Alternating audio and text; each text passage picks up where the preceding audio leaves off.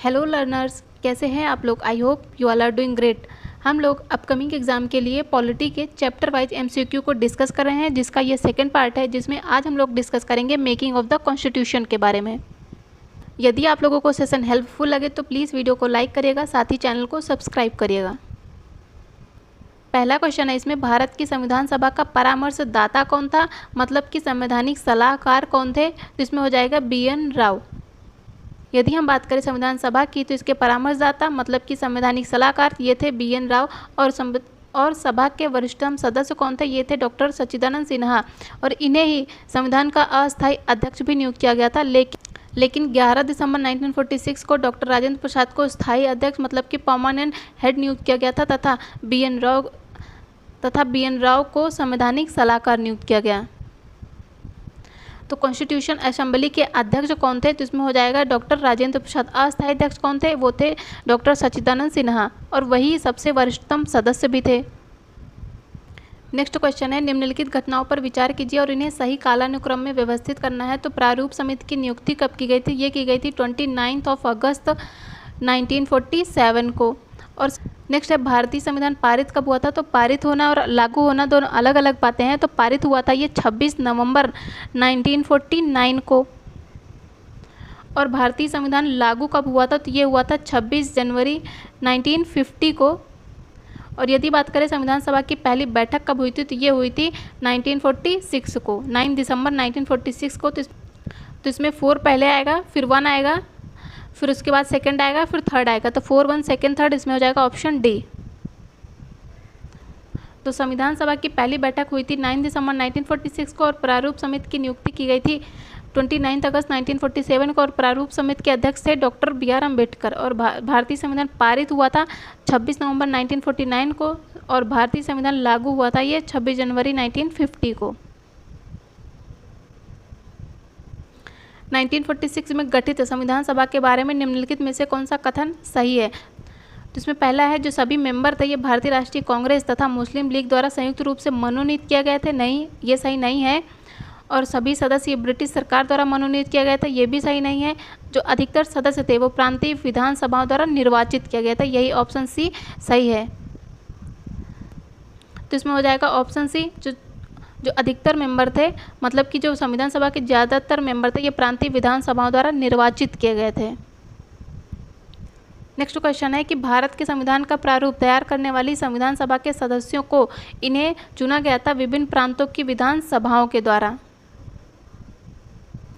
भारत की संविधान सभा की अंतिम बैठक कब हुई थी, ये हुई थी 24 जनवरी 1950 को। इसी के साथ ही 26 जनवरी 1950 को हमारा संविधान लागू किया गया था। तो संविधान सभा की पहली बैठक हुई थी 9 दिसंबर 1946 को। इसके अध्यक्ष अस्थायी अध्यक्ष थे डॉक्टर सच्चिदानंद सिन्हा, और इसके कुल अधिवेशन कितने हुए, 11 अधिवेशन हुए। और इसमें संविधान सभा की जो अंतिम बैठक थी मतलब कि 12वीं बैठक, ये 24 जनवरी 1950 की हुई थी। और इसी दिन डॉक्टर राजेंद्र प्रसाद, जो कि संविधान सभा के स्थायी अध्यक्ष चुने गए थे, इन्हें भारत का प्रथम राष्ट्रपति मतलब कि अंतरिम राष्ट्रपति चुना गया था, और संविधान सभा भंग करके उसे अंतरिम संसद में परिवर्तित कर दिया गया था। और साथ ही संविधान जो था वो पूर्ण रूप से 26 जनवरी 1950 को लागू हुआ था। नेक्स्ट क्वेश्चन है, भारत की संविधान सभा का गठन किया गया था, किस आधार पर किया गया था। तो ये किया गया था कैबिनेट मिशन योजना के अंतर्गत। जो भारत कब आया था, तो ये आया था 1946 में, कैबिनेट मिशन योजना 1946 मार्च को। तो भारत की संविधान सभा का गठन कैबिनेट मिशन योजना के अंतर्गत किया गया था। बहुत ही फेमस क्वेश्चन है, अच्छे से याद रखिएगा। और यह मिशन आया कब था, तो 24 मार्च 1946 को आया था, दिल्ली आया था, और ये अपनी योजना 16 मई 1946 को प्रस्तुत की थी।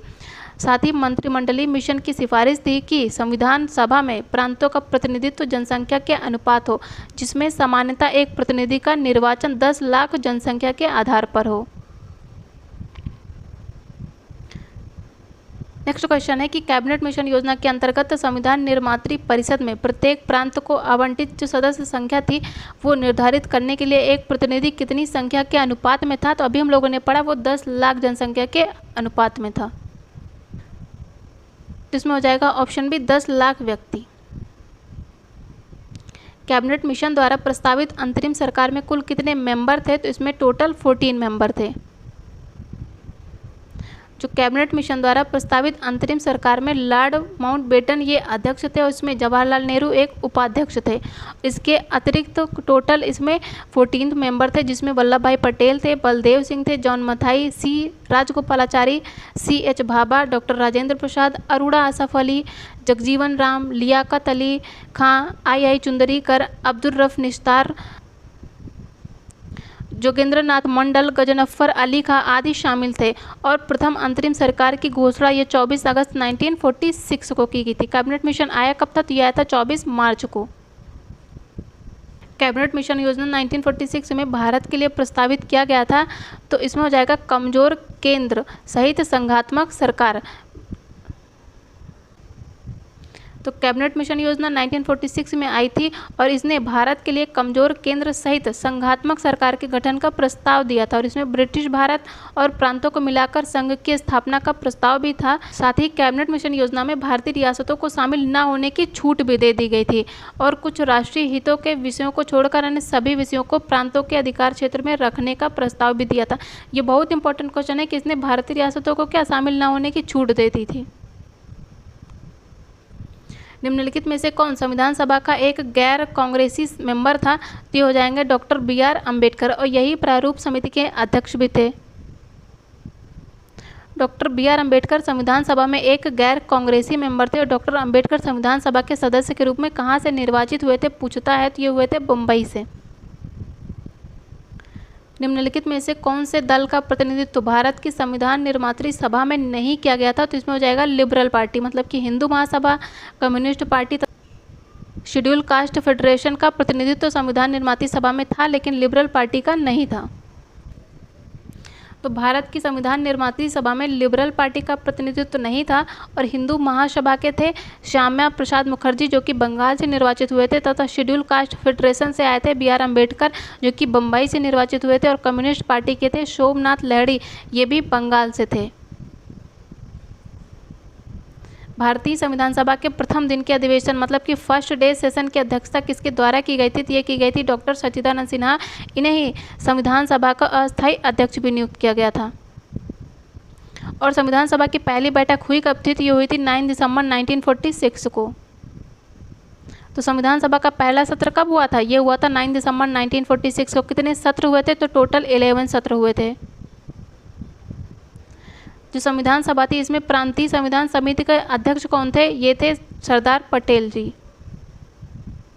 अब हम लोग बात करेंगे संविधान सभा की मुख्य समितियों तथा उनके अध्यक्ष की। तो नियम समिति जो थी उसके अध्यक्ष कौन थे? ये थे डॉक्टर राजेंद्र प्रसाद।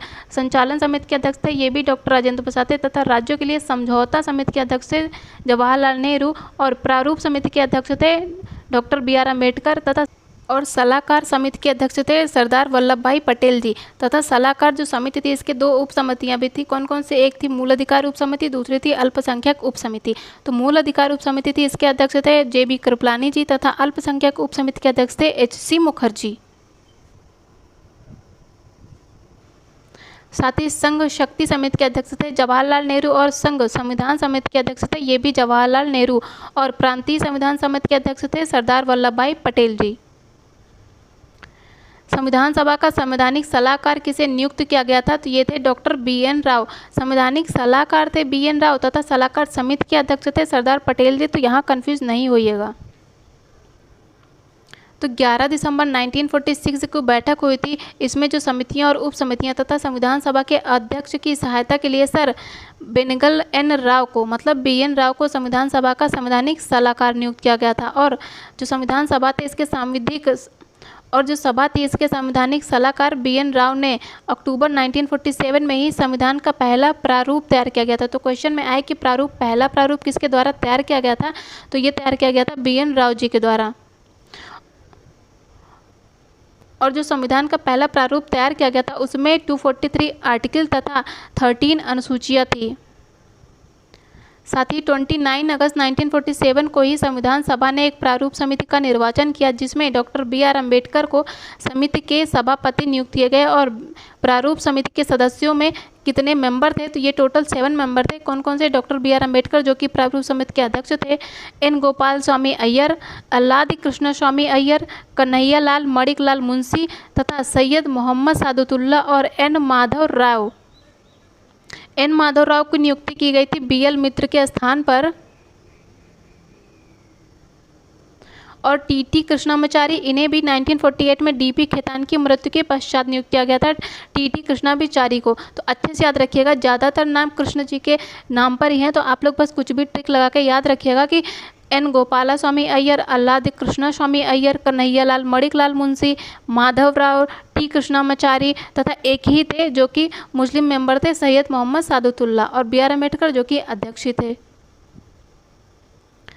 भारतीय संविधान का प्रथम प्रारूप किसके द्वारा तैयार किया गया था? अभी हम लोगों ने पढ़ा BN राव जी के द्वारा, और यही थे संवैधानिक सलाहकार।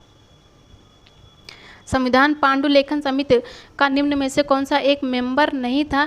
तो ये जवाहरलाल नेहरू नहीं थे, मोहम्मद सादतुल्लाह खां, KM मुंशी और AK अय्यर आदि शामिल थे।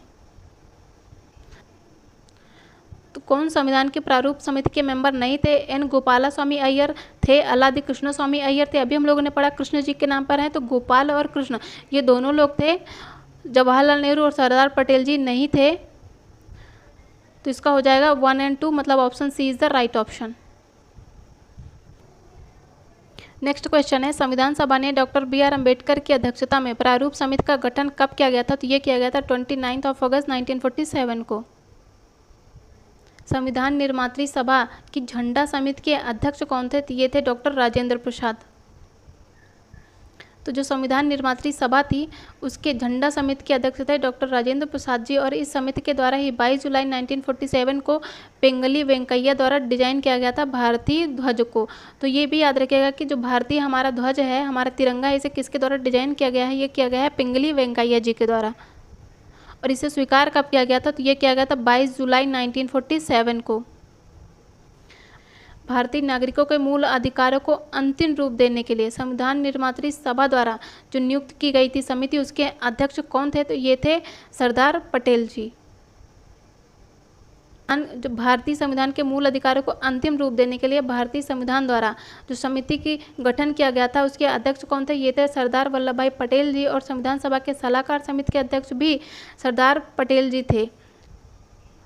साथ ही संवैधानिक सभा सलाहकार समिति की उप समिति भी थी जो कि मौलिक अधिकार उप समिति, और इसके अध्यक्ष थे JB कृपलानी जी। नेक्स्ट है, भारतीय संविधान को संविधान सभा द्वारा अंगीकृत कब किया गया था? याद रखिएगा, अंगीकृत पूछा है, लागू नहीं पूछा है। तो ये हो जाएगा 26 नवंबर 1949 को। तो भारतीय संविधान को संविधान सभा द्वारा 26 नवंबर 1949 को अंगीकृत किया गया था, और संपूर्ण संविधान के निर्माण में 2 वर्ष 11 माह और 18 दिन लगे हैं। तो भारत के संविधान के निर्माण में संविधान सभा को कितना समय लगा है? ये है 2 वर्ष 11 माह 18 दिन। नेक्स्ट है, भारत को एक संविधान देने का प्रस्ताव संविधान सभा द्वारा पारित किया गया था। कब पारित किया गया था? ये 22 जनवरी 1947 को। तो भारत को एक संविधान देने का प्रस्ताव संविधान सभा द्वारा 22 जनवरी 1947 को पारित किया गया था, और उद्देश्य प्रस्ताव ने संविधान सभा को इसके मार्गदर्शी सिद्धांत द्वारा दर्शन दिए जिनके आधार पर इसे संविधान निर्माण करने का कार्य भी करना था। अंततः 22 जनवरी 1947 को संविधान सभा ने इस प्रस्ताव को स्वीकार भी किया था।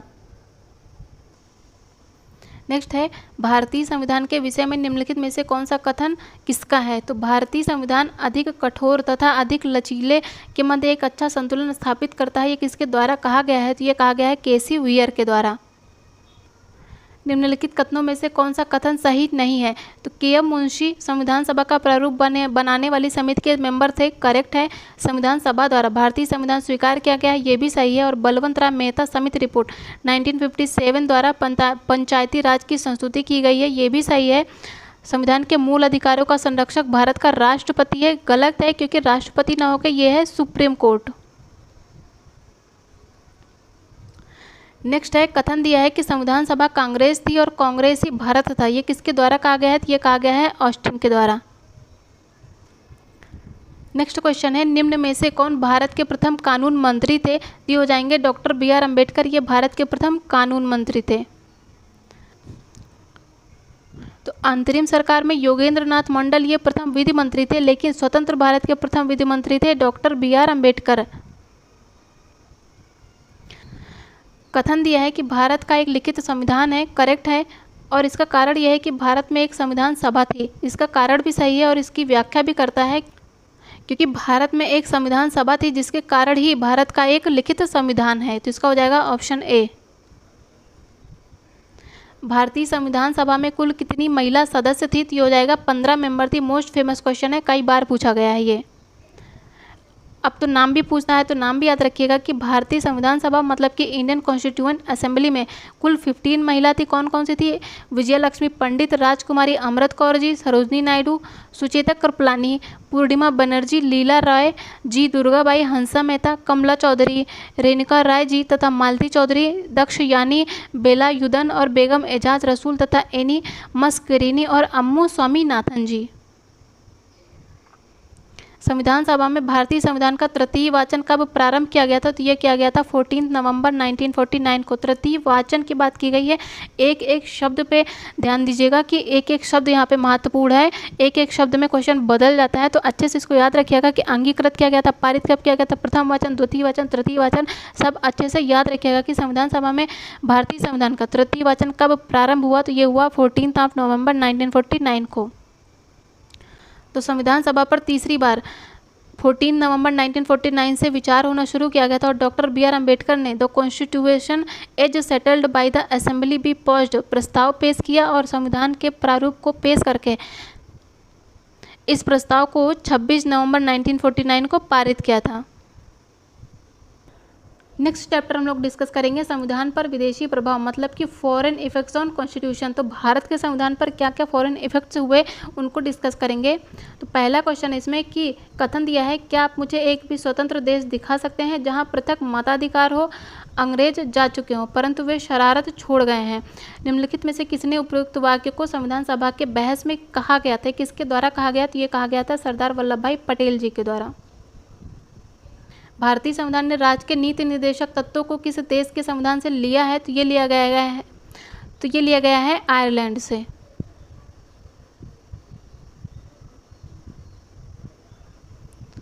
तो भारतीय संविधान में राज्य के नीति निर्देशक तत्व को आयरलैंड के संविधान से लिया गया है और भारत के संविधान का विश्व का सबसे विस्तृत संविधान है। तो संविधान के बाकी स्रोतों को डिस्कस करें यदि हम, तो ब्रिटेन के संविधान से क्या क्या लिया गया है? संसदीय शासन प्रणाली, विधि निर्माण प्रणाली और इकहरी नागरिकता मतलब कि एकल नागरिकता और विधि का शासन, ये सभी ब्रिटेन के संविधान से लिए गए हैं। और यूएसए से मौलिक अधिकार लिया गया है। मोस्ट इंपॉर्टेंट, संविधान की सर्वोच्चता, स्वतंत्र न्यायपालिका और न्यायिक पुनरावलोकन की प्रक्रिया, साथ ही राष्ट्रपति पर महाभियोग और उपराष्ट्रपति, ये सभी यूएसए से लिए गए हैं। फ्रांस की बात करें तो भारत का जो गणतंत्रात्मक ढांचा है, स्वतंत्रता, समता और बंधुता के आदर्श, ये सभी फ्रांस के संविधान से लिए गए हैं। और आयरलैंड की बात करें तो यहाँ से राज्य के नीति निर्देशक तत्व, राष्ट्रपति के निर्वाचन में निर्वाचक मंडल की जो व्यवस्था है वो भी आयरलैंड से ली गई है। और राज्यसभा में कला, साहित्य, विज्ञान आदि के संबंधित विशिष्ट व्यक्तियों के मनोनयन की प्रणाली भी आयरलैंड के संविधान से ली गई है। ऑस्ट्रेलिया के संविधान की बात करें तो यहाँ से प्रस्तावना की भाषा ली गई है। याद रखिएगा, प्रस्तावना की भाषा की बात कर रहा है। समर्थी सूची, वाणिज्य समागम मतलब कि संयुक्त बैठक, ये सभी ऑस्ट्रेलिया से लिए गए। और कनाडा का संविधान, ये संघात्मक व्यवस्था ली गई है। कनाडा से अवशिष्ट शक्तियाँ तथा सबल केंद्रीय प्रणाली, ये कनाडा से लिए गए हैं।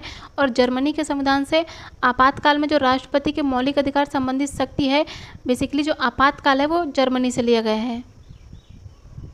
और दक्षिण अफ्रीका के संविधान से संविधान संशोधन की पद्धति अडॉप्ट की गई है तथा जापान के संविधान से विधि द्वारा स्थापित प्रक्रिया को और मूल कर्तव्य को रसिया के संविधान से लिया गया है। नेक्स्ट है, निम्न में से कौन सा एक युग्म सही सुमेलित नहीं है? नहीं बताना है हमें। तो मौलिक अधिकार यूएसए से लिए गए हैं, करेक्ट है। राज्य के नीति निर्देशक तत्व तो आयरलैंड से लिए गए हैं। केंद्र की अवशिष्ट प्रणाली, ये ऑस्ट्रेलिया से नहीं ली गई है। केंद्र की अवशिष्ट शक्तियाँ, ये ऑस्ट्रेलिया से नहीं ली गई है, ये ली गई है कनाडा से, तो इसका ऑप्शन सी सम्मिलित नहीं है। साथ ही आपातकालीन शक्तियाँ, ये जर्मनी से लिए गए हैं, तो इसका हो जाएगा ऑप्शन सी।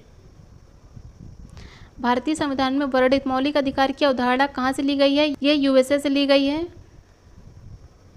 कौन सा शब्द भारतीय संविधान की प्रस्तावना में उल्लेखित नहीं है? संप्रभुता, लोकतंत्रात्मक, पंथ निरपेक्ष आदि उल्लेखित है तथा संघीय शब्द का उल्लेख नहीं है प्रस्तावना में। तो भारत के संविधान की प्रस्तावना की बात करें, मतलब प्रियम्बल की बात करें, तो प्रियम्बल में संप्रभुता, पंथ निरपेक्षता, समाजवादी, लोकतंत्रात्मक गणराज्य का उल्लेख है, जबकि संघीय शब्द का उल्लेख नहीं है। नेक्स्ट है सूची 1 को सूची 2 से सुमेलित करना है। समवर्ती सूची कहाँ से लिया गया है? ये ऑस्ट्रेलिया से ली गई है। विधि का शासन ब्रिटेन से लिया गया है। नीति निर्देशक तत्व तो आयरलैंड से लिया गया है तथा विधि द्वारा स्थापित प्रक्रिया ये जापान से लिया गया है। तो इसका हो जाएगा 4 3 2 1। तो इसका हो जाएगा 4 3 2 1। 4 3 2 1 मतलब option D is the right option. Next है भारत के संविधान में समवर्ती सूची कहाँ से ली गई है? ऑस्ट्रेलिया से लिया गया है। राज्यसभा के गठन में प्रतिभा, अनुभव और सेवा को प्रतिनिधित्व देने में भारतीय संविधान निर्माता निम्नांकित उदाहरण से प्रेरित किया गया है। बेसिकली राज्यसभा में जो विभिन्न क्षेत्रों से मनोनयन होता है, कहाँ से लिया गया है? ये लिया गया है आयरिश गणतंत्र से, मतलब कि आयरलैंड से। न्यायिक पुनर्विलोकन की व्यवस्था कहाँ कहाँ है? तो भारत में तो है ही, लेकिन भारत में कहाँ से ली गई है? तो ये यूएसए से ली गई है। तो इसमें हो जाएगा ऑप्शन डी, भारत और यूएसए में। बात करें यदि हम न्यायिक पुनर्विलोकन की व्यवस्था से, तो ये भारत और यूएसए दोनों में है। न्यायिक पुनर्विलोकन के अंतर्गत जो न्यायालय है, इनको शक्ति है कि वो विधानमंडल के कानून जो है और तथा कार्यपालिका के आदेशों की जांच कर सकते हैं।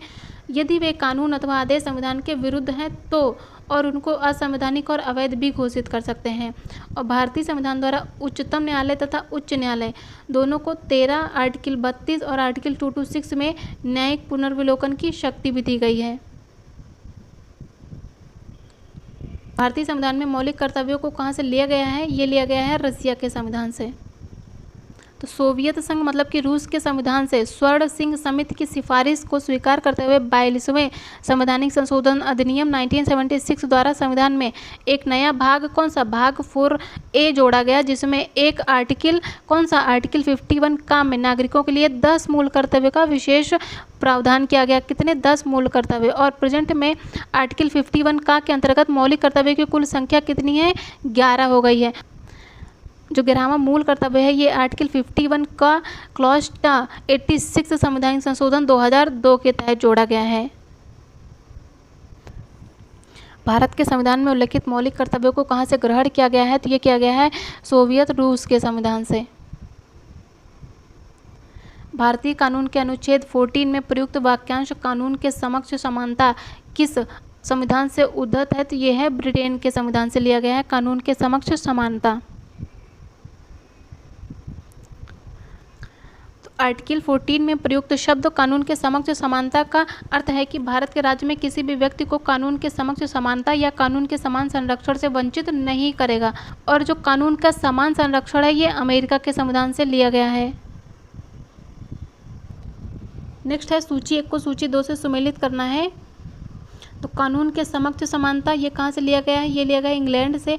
और विधि के समान संरक्षण ये लिया गया है संयुक्त राज्य अमेरिका से। तथा विधि द्वारा स्थापित प्रक्रिया जापान से ली गई है। तथा शैक्षणिक संस्थानों के लिए राज्य द्वारा अनुदान ये लिया गया है आयरलैंड से। तो इसका हो जाएगा 2134। 2134 मतलब option B is the right option. Next question है निम्नलिखित में से कौन सा सही संबद्ध नहीं है, कौन सा सही सुमेलित नहीं है? तो कनाडा के संविधान से यूनियन शब्द लिया गया है, करेक्ट है। और अमेरिका के संविधान से न्यायिक पुनर्विलोकन का सिद्धांत लिया गया है, करेक्ट है। ब्रिटिश संविधान से संसदीय व्यवस्था ली गई है। साथ ही ऑस्ट्रेलिया के संविधान से संविधान में संशोधन की प्रक्रिया ली गई है, करेक्ट नहीं है, क्योंकि संविधान संशोधन की प्रक्रिया साउथ अफ्रीका से ली गई है, ना कि ऑस्ट्रेलिया से। ऑस्ट्रेलिया से लिया गया है समवर्ती सूची को। नेक्स्ट है कि भारत में संघ राज्य संबंध में समानता पाई जाती है, कहाँ कहाँ? ऑस्ट्रेलिया के संविधान में नहीं, संघ राज्य की बात कर रहा है, तो इसमें हो जाएगा कनाडा के संविधान में और भारत सरकार अधिनियम 1935 में। तो इसका हो जाएगा 2 और 3। 2 और 3 मतलब option B is the right option. बात करेंगे प्रियम्बल ऑफ द कॉन्स्टिट्यूशन की। पहला क्वेश्चन है निम्नलिखित उद्देश्यों में से कौन सा एक भारत की संविधान की प्रस्तावना में वर्णित नहीं है? तो इसमें हो जाएगा आर्थिक स्वतंत्रता। तो इंडियन कॉन्स्टिट्यूशन के प्रियम्बल में इकोनॉमिक फ्रीडम की बात नहीं की गई है, जिसमें विचार की स्वतंत्रता है, अभिव्यक्ति की स्वतंत्रता है तथा विश्वास की स्वतंत्रता है। तो इसका हो जाएगा ऑप्शन बी।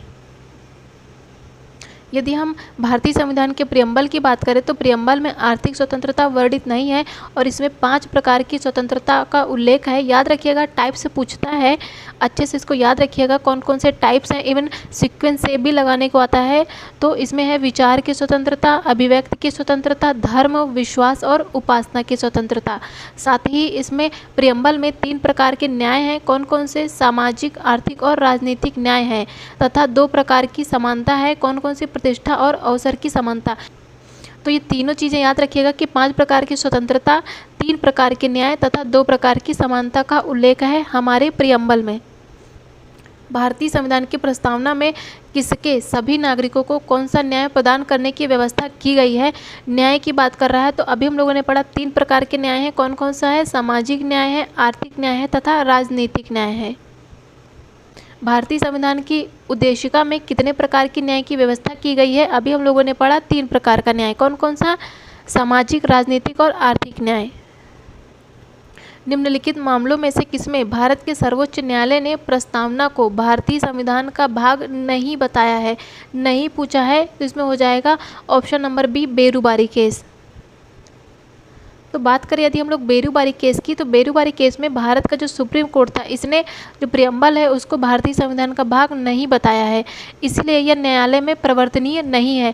यदि प्रियम्बल संविधान का भाग ही नहीं है तो ये इसे न्यायालय में परिवर्तनीय नहीं होगा। लेकिन उसके बाद आता है केशवानंद भारतीवाद। ये बहुत इंपॉर्टेंट है, 1973 में आया था ये।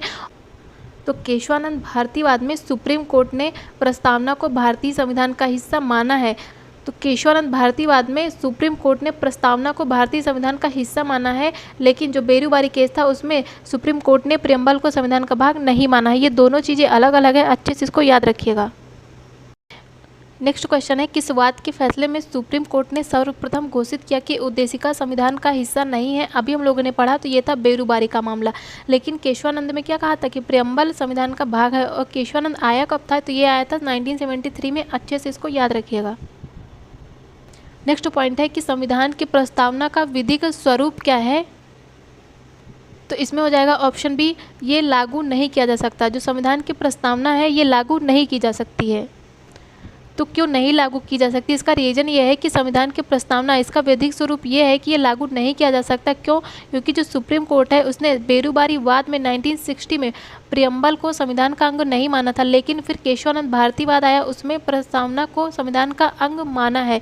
इससे यह स्पष्ट होता है कि जो प्रस्तावना है या फिर उसके किसी भी भाग को विधिक रूप से न्यायालय में परिवर्तित नहीं किया जा सकता है।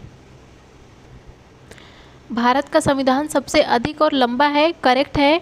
जो मौलिक अधिकार है इनका अध्याय अमेरिका के संविधान के मॉडल से लिया गया है, ये भी सही है। कि भारत का संविधान सबसे अधिक और सबसे लंबा संविधान है, ये कथन भी सही है। कारण भी सही है कि मौलिक अधिकारों को अमेरिका के संविधान से लिया गया है। लेकिन क्या मौलिक अधिकारों के अमेरिका के संविधान के लेने से भारत का संविधान लंबा हो गया? नहीं, ये सही नहीं है। इसका कारण सही नहीं है। दोनों इंडिविजुअली करेक्ट हैं।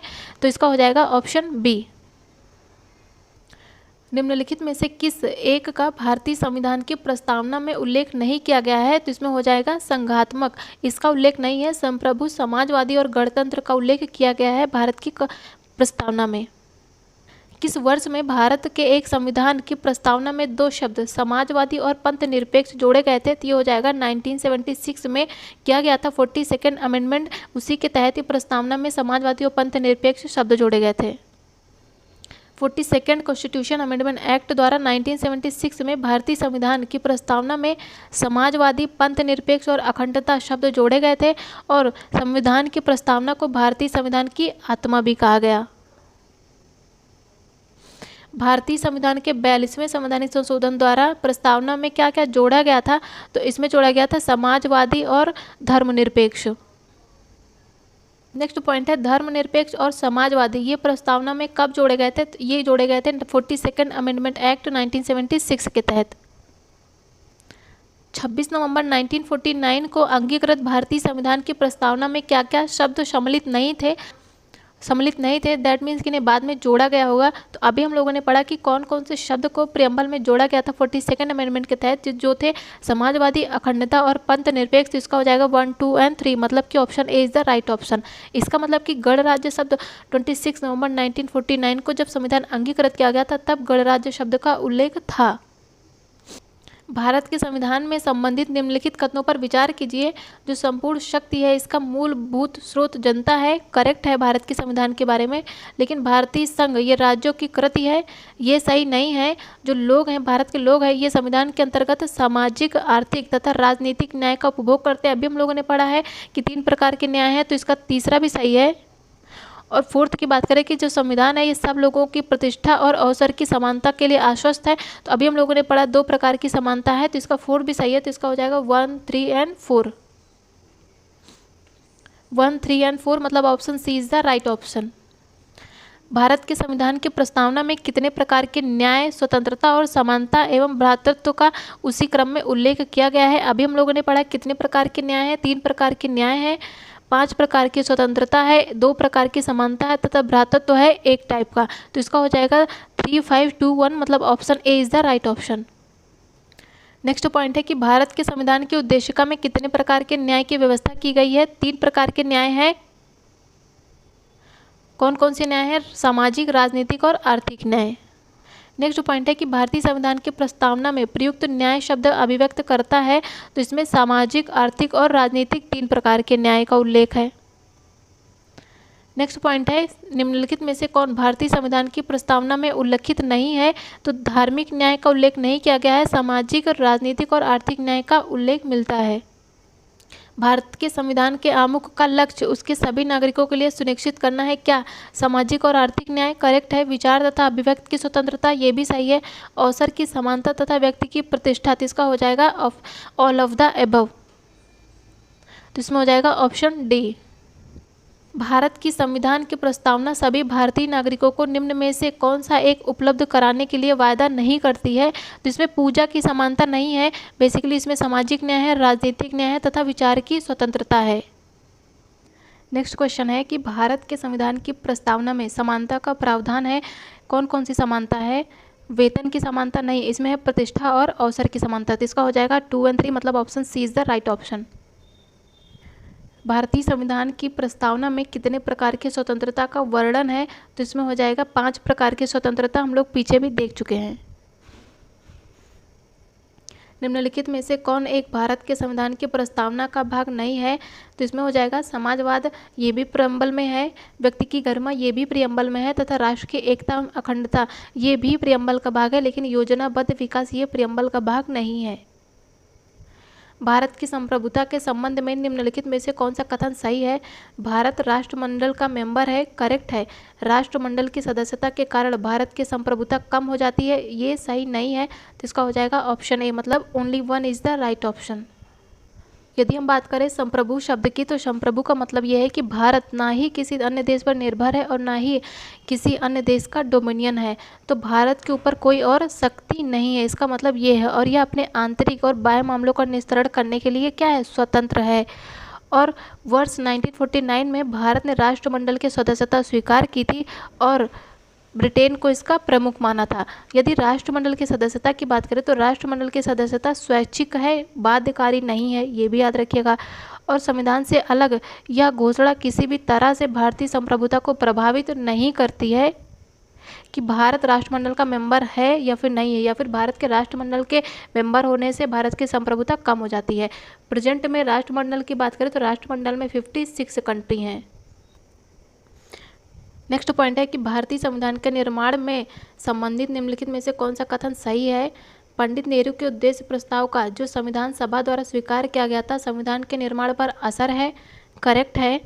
उद्देशिका बहुत महत्वपूर्ण उद्देश्यों की पूर्ति करती है, ये तो बहुत ही ज़्यादा महत्वपूर्ण है, करेक्ट है ये भी। और संविधान को भारत के लोगों ने आदेशित किया है, शब्द भी याद रखिएगा कि भारत के लोगों के द्वारा क्या आदेशित किया गया है, तो ये भी सही है।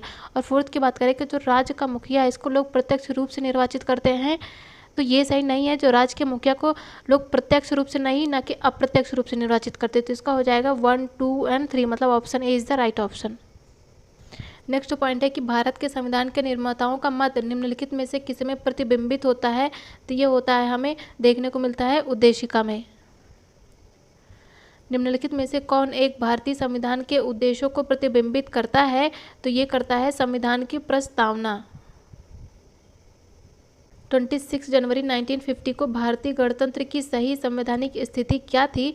जिसमें हो जाएगा संपूर्ण प्रभुत्व संपन्न लोकतंत्रात्मक गणराज्य। ये शब्द याद रखिएगा कि संपूर्ण प्रभुत्व संपन्न लोकतंत्रात्मक गणराज्य।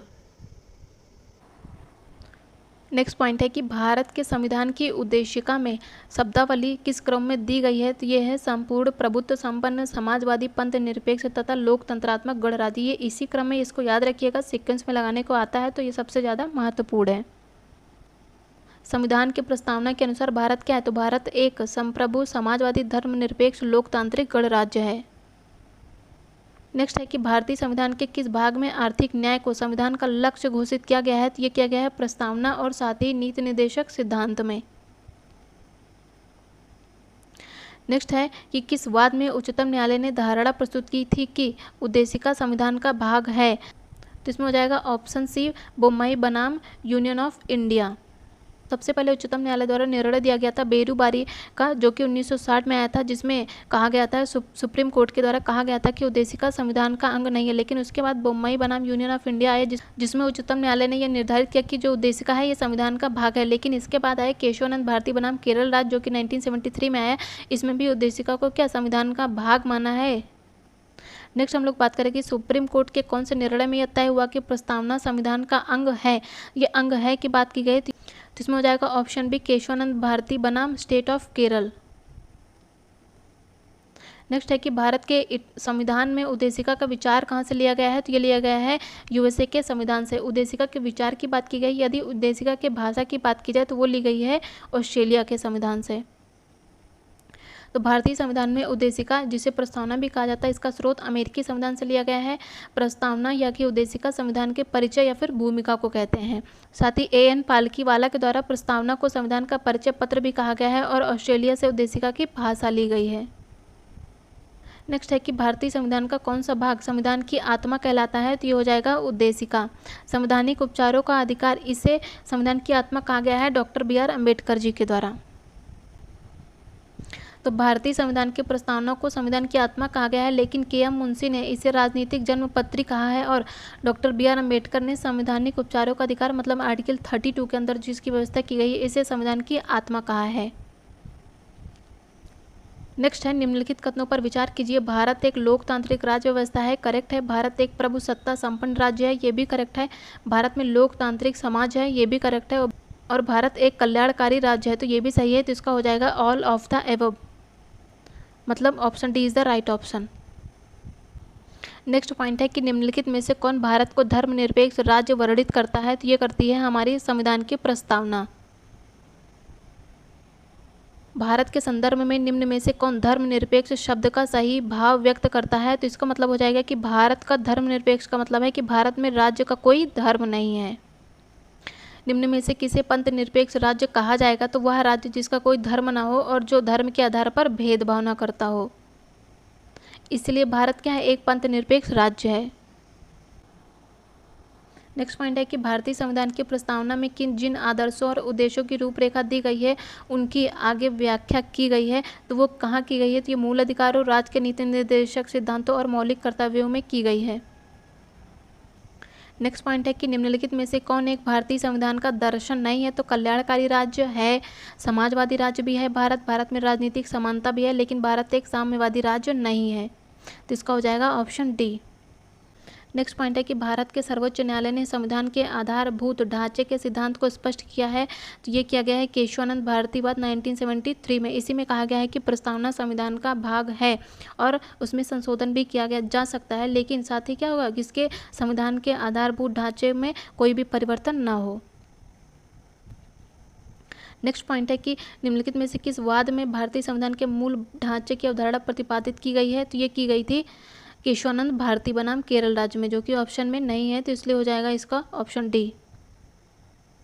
निम्नलिखित में से कौन सा शब्दावली भारत के संविधान में उल्लेखित नहीं है? तो वार्षिक वित्तीय विवरण है, करेक्ट है। विनियोग विधेयक भी है, भारत की संचित निधि का भी उल्लेख है, लेकिन बजट का भारत में कोई उल्लेख नहीं है। भारत के संविधान में नहीं है बजट का कोई उल्लेख। तो भारतीय संविधान में बजट शब्द का उल्लेख नहीं है। यह फ्रेंच भाषा के बुजेट से बना है। इसका अर्थ क्या है कि चमड़े का थैला। साथ ही हम लोग बात करें तो भारतीय संविधान के आर्टिकल 112 में एनुअल फाइनेंशियल स्टेटमेंट यानी कि वार्षिक वित्तीय विवरण का उल्लेख किया गया है, जिसे हम लोग बजट बोल सकते हैं, लेकिन भारतीय संविधान में बजट शब्द का कोई उल्लेख नहीं किया गया है। अब हम लोग important articles, schedule and parts of the constitution को डिस्कस करेंगे। तो पहला क्वेश्चन है, निम्नलिखित विषयों पर विचार कीजिए और उन्हें क्रमानुक्रम जैसा संविधान में उल्लेखित है व्यवस्थित कीजिए। तो संघ, राज्य और उसका क्षेत्र का उल्लेख किया गया है। तो ये है भाग 1 में। और मौलिक कर्तव्य की बात करें तो इसका व्यवस्था की गई है, और मौलिक कर्तव्य की बात करें तो इसकी व्यवस्था की गई है 4A में, तथा नागरिकता की व्यवस्था की गई है भाग 2 में, और राज्य के नीति निर्देशक सिद्धांत की व्यवस्था की गई है 4 में। तो इसका हो जाएगा 1342, मतलब option B is the right option. Next point है, सूची 1 को सूची 2 से सम्मिलित करना है। तो तीसरी अनुसूची में शपथ और प्रतिज्ञान संबंधी प्रारूप दिए गए हैं। चौथी अनुसूची में ये राज्यसभा के विधान परिषदों में स्थानों का आवंटन है। और 7वीं अनुसूची में है संसद और राज्य विधानमंडल द्वारा बनाई जाने वाली विधियों की सूची है, जिसका विभाजन संघ, राज्य और समवर्ती सूची के में किया गया है। और 8वीं अनुसूची में बात की गई है भाषाओं की। तो इसका हो जाएगा